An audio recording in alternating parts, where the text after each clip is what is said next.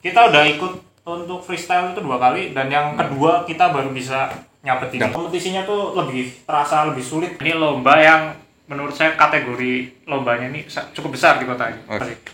Partner itu kadang ada yang cocok kan, ada yang nggak cocok. Gimana sih caranya untuk bisa menjadi seorang cosplayer yang mungkin berprestasi lah gitu?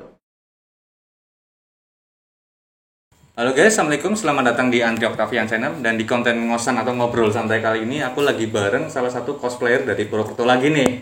Dan ini tentunya udah nggak asing lagi ya buat teman-teman yang mungkin dari Purwokerto dan sekitarnya ya.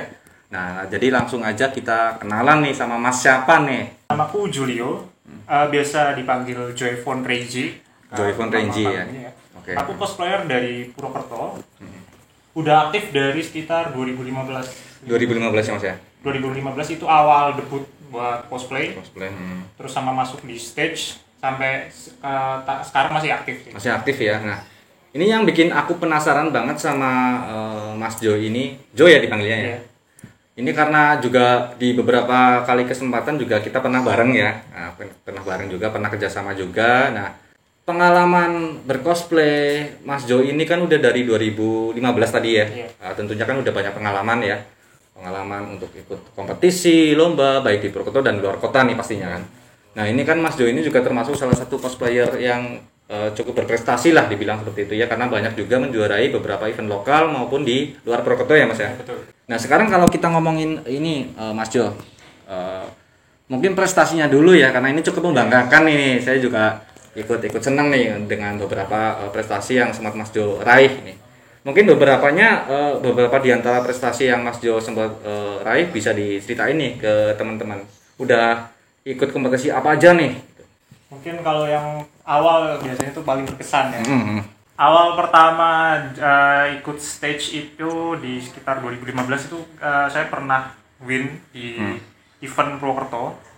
Itu termasuk event yang cukup besar untuk skala di kota ini ya. Nah itu di situ pertama kalinya saya menang itu di best kostum kategorinya.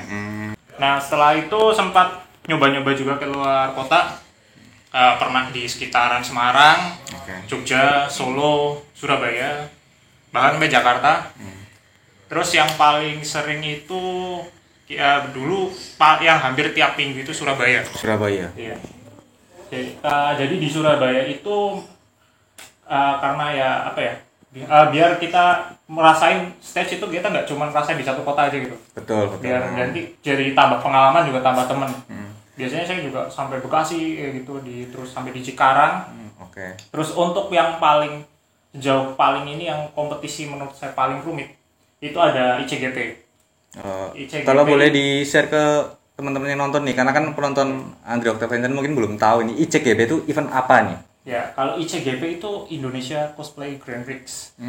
Itu lomba cosplay yang udah skalanya nanti nasional untuk dilombakan lagi untuk tingkat internasional. Berarti ini targetnya udah besar gitu ya. Untuk tingkat kerumitannya sendiri pun berbeda dengan sama yang cosplay biasa. Karena di ICGP kita ada yang namanya kostum judging, jadi penilaian kostum dari detail. Ya, dari pembuatan sampai kostum jadi sampai perform stage itu semua nanti kita harus videoin. Jadi itu harus didokumentasikan sama ada dokumen yang tertulis. Nah itu berarti nggak langsung semata-mata kita langsung ke lokasi perlombaannya ikut lomba gitu enggak ya? Enggak. Ada penilaian dulu gitu ya? Nanti kita ada seleksi dulu biasanya. Nanti biasanya ada di tiap region itu ada seleksinya. Dulu saya pernah ikut yang region Bandung. Ya. Di sana ya karena pertama kali ya untuk mencoba yang levelnya beda.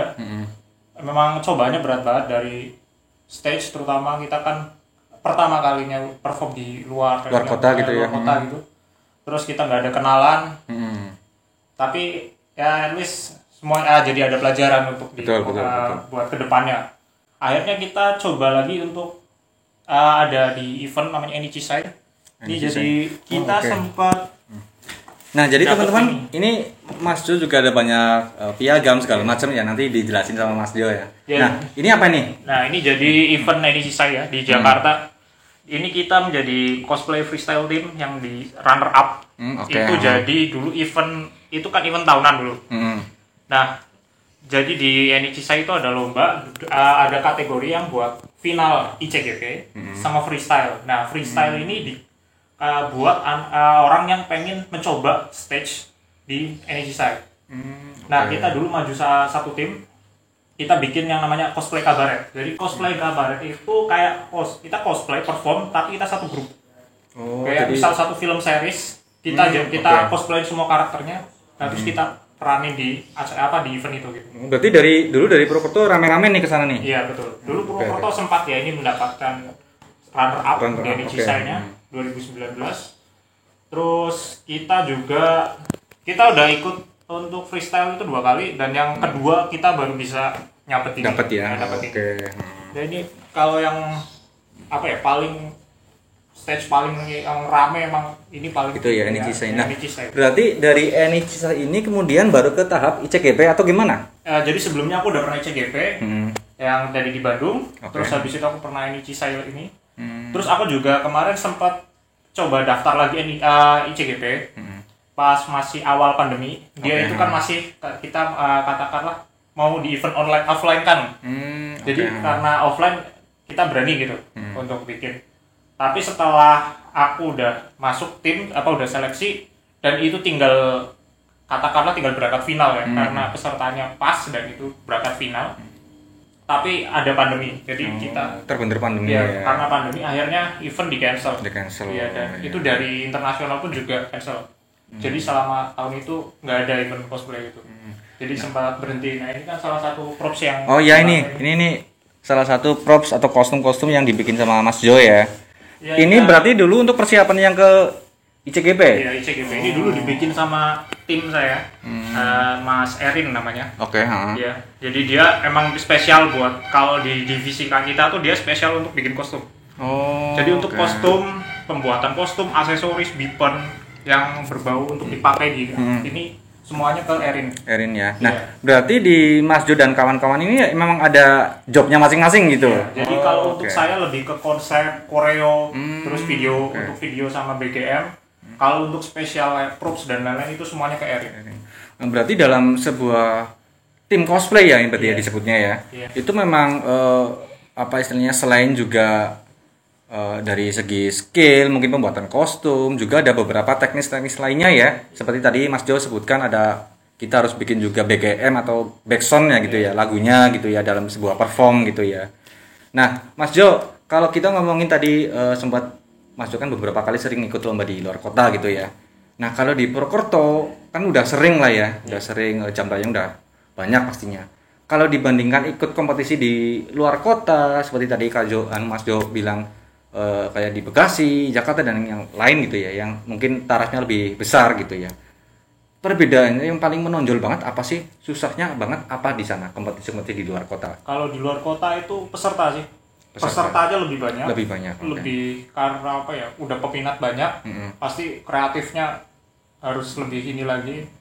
Terus kadang kayak misal emang perform ini karakternya ini dia latar belakangnya tuh dia kayak bisa martial arts gitu. Ternyata orangnya memang basic, dia udah bela diri.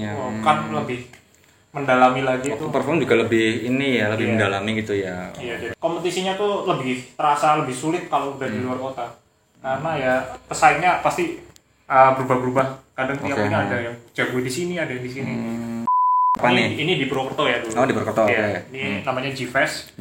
Ya, ini lomba yang menurut saya kategori lombanya ini cukup besar di kota ini. Cerita coba Mas, gimana Mas? Jadi ini lomba dulu saya sama tim saya juga, sama namanya Rifan. Iya dulu.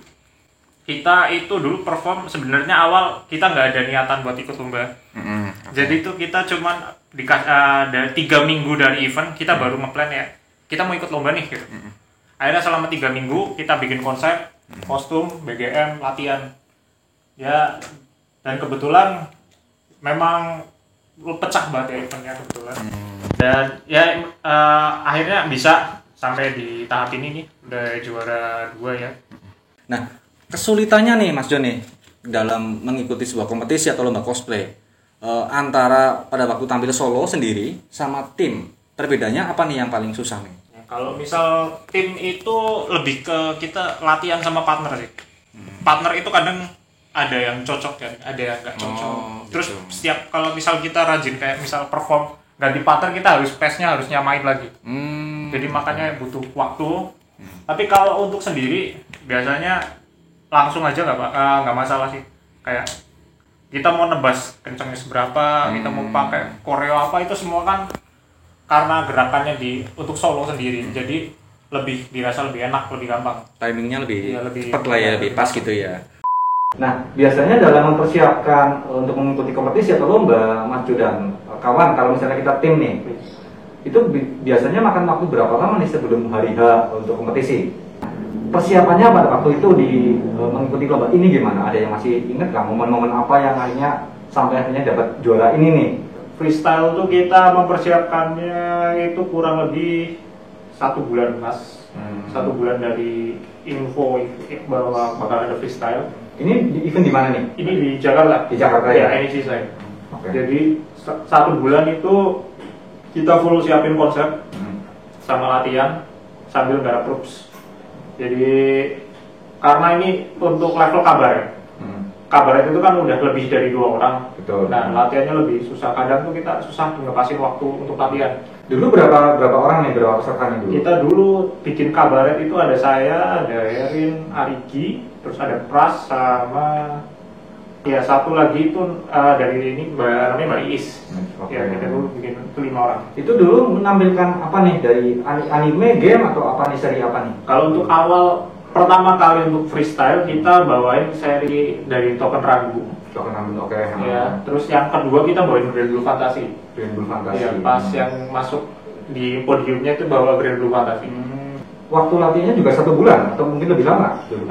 Kita waktu latihan efektif sebenarnya sih hitungannya 3 minggu pas. 3 minggu. Iya, cuman kita kan nggak setiap hari latihan.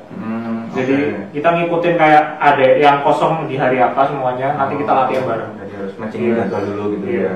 Nah, biasanya dalam sebuah latihan itu untuk mengikuti cosplay butuh waktu berapa lama nih setiap pada saat latihan? Kita sih latihan kalau misal semuanya efektif itu sebenarnya 3 jam itu sudah 3 jam ya, udah cukup. Soalnya kan kita juga ada faktor kesehatan ya, kayak misal betul. kita harus istirahat gimana pun stage ataupun lomba apapun tetap istirahat itu kan perlu. Jadi biasanya kita nggak maksa untuk harus over latihan ya, tetap istirahat harus ada. Nah, ini kan dulu kan berarti kan lebih dari 5 orang lah ya, 5 orang. Ini kostumnya juga dibuat sama teman-teman tertentu atau dibikinnya rame-rame nih masing-masing nih? Karena kan tiap karakter beda-beda ya.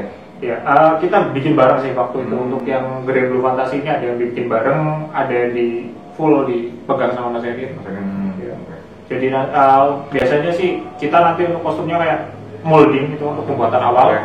Basic nanti dipegang Erin untuk pola. Nanti kalau misal cat sama finishing, shading itu nanti masih bisa bareng. Oke. Nah, oke, Mas Jo, ini kan pengalaman cosplay dari Mas Jo ini kan udah lama nih, udah banyak lah ilmu yang bisa diambil lah dari obrolan kita tadi ya.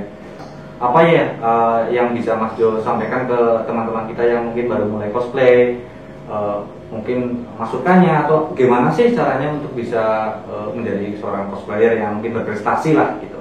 Ya mungkin buat kawan-kawan sekalian ya yang masih mau nyoba cosplay atau awal, yang penting tuh pertama pede dulu sih, jangan minder gitu. Kalau misal ada ini, pokoknya tetap belajar, kayak skill-skillnya tetap ditambahin, jangan lupa tetap punya relasi dengan komunitas. Biasanya komunitas itu kan saling membangun nanti, biar ada teman untuk sharing juga. Terus jangan malu. Pokoknya tetap berekspresi, terus selalu kreatif, jangan takut sama stage. Jadi stage itu tempat dimana kita bisa lebih mengekspresikan apa yang kita pengen. Jadi kalau misal ada lomba, nggak usah mikir kayak gimana caranya menang dalam sebuah lomba, cukup ikut aja lombanya. Nanti kita bisa belajar dari lomba itu untuk pengalaman. Jadi nanti kedepannya bisa jadi lebih berani, lebih mempersiapkan untuk konsep, dan nanti jadi bisa lebih baik lagi cosplaynya. Oke, jadi pada intinya yang pertama jelas nyiapin mental dulu lah ya, dulu. Terus kemudian sering-sering mengikuti mungkin kompetisi gitu, yang di pengalaman dulu, dan juga tentunya komunikasi lah sama teman-teman yang lain, teman-teman apa istilahnya komunitas, cosplayer yang lain, sharing-sharing segala macam ya. Jadi itu teman-teman masukan dari Mas Jo ya. Ini salah satu cosplayer dari Purwokerto yang cukup banyak prestasinya gitu ya. Tadi kita udah nonton bareng-bareng dan semoga apa yang disampaikan Mas Jo juga bisa menginspirasi teman-teman cosplayer yang mungkin baru mulai cosplay gitu ya. Nah, tadi juga semoga apa yang kita berikan hari ini bisa bermanfaat untuk teman-teman semuanya. Dan sekali lagi terima kasih Mas Jo ya sudah sharing ke kita ya. Kalau gitu sekian dari kami. Assalamualaikum warahmatullahi wabarakatuh.